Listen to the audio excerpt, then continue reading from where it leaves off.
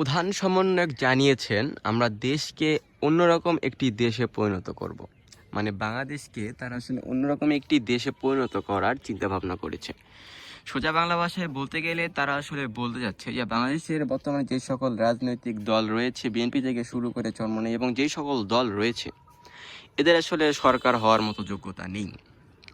সাধারণ মানুষ এখন যেভাবে তাদের আসলে সাহায্য করছে বা এখন যেভাবে তাদের সাপোর্ট করছে, এরকমভাবে যদি আসলে সাধারণ মানুষ তাদের আসলে সাপোর্ট করে, তাহলে তারা নতুন একটি রাজনৈতিক দল গঠন করবে বলে জানিয়েছেন বাংলাদেশের প্রধান সমন্বয়কদের মধ্যে একজন।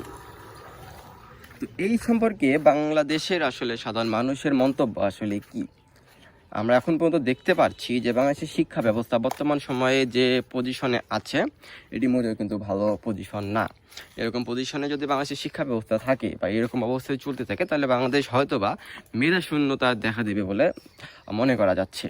তো এই সম্পর্কে আসলে সাধারণ মানুষের বক্তব্য কি, অবশ্যই কমেন্টে জানাবেন এবং আপনার মতামত এখানে অত্যন্ত গুরুত্বপূর্ণ একটি বিষয়। অবশ্যই আপনাদের মতামত আপনারা কমেন্ট বক্সে জানাবেন যে সমন্বয়কদের এরকম মন্তব্য কি আসলে উচিত নাকি উচিত নয়, এটা অবশ্যই আপনারা কমেন্ট বক্সে জানাবেন।